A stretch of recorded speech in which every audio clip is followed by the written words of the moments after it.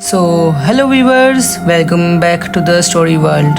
My name is Arun Hassan and today I am here to tell you a horror story. Firstly, plug your headphones and close your eyes and let's start the story with a horror topic. The Eriksson twins incident, a real life possession caught on camera.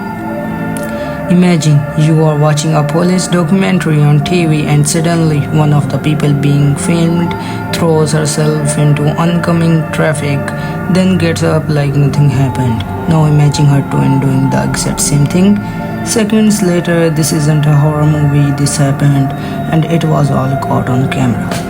Our story begins in May 2008. Two Swedish twins, Sabina and Ursula Eriksson, arrive in the UK without explanation, no hotel, no destination, just wandering.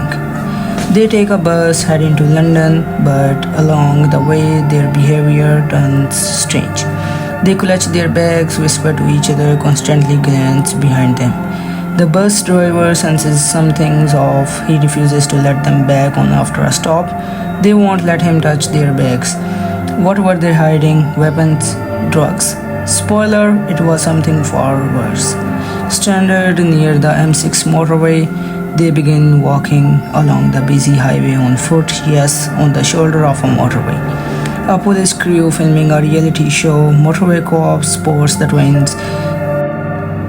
They start filming, thinking it's just a minor disturbance, big mistake. Suddenly, Ursula sprints into oncoming traffic and is struck by a 40-ton truck, bones shattered. She doesn't scream, she doesn't cry. Seconds later, Sabina follows, slipping into another lane, crushed by a car. Medics rush in. The camera keeps enrolling, and this is where reality breaks. Sabina, with cracked ribs and head trauma, gets up. She punches an officer, screaming, "They are going to steal my organs." What? Now here's the weird part. They had no drugs in their system, no history of mental illness, nothing, just chaos. Physiologists later call it folly or dukes, shared madness between two close individuals. Sounds like a plot twist, right?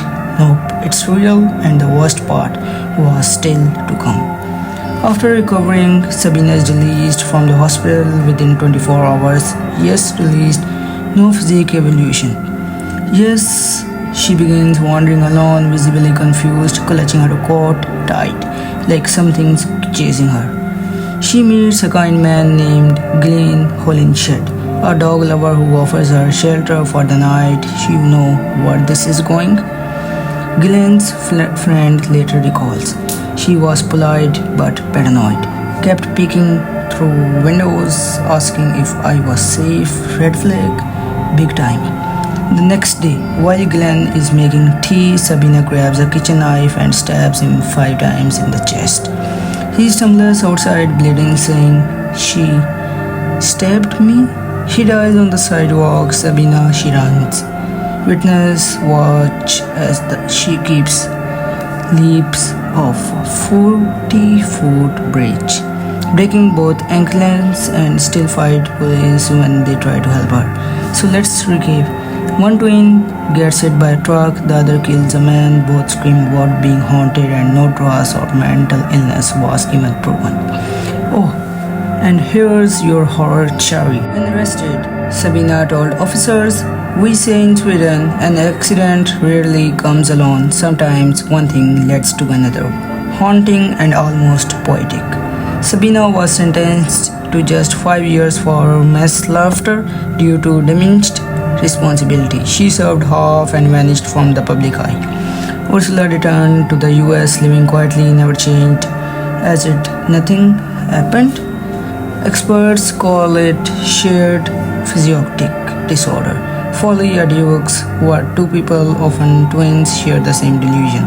But here's the twist. Who was the origin? Sabina or Ursula? Who infected who? Some theorists say they were running from a cult, others whisper about mind control, one even suggested they were vessels. Something else was inside. Why were they clutching their bags so tightly? So what did they think was in them? Or worse, And here's a question for you: if two peoples believe the same lie, doesn't take that make it real?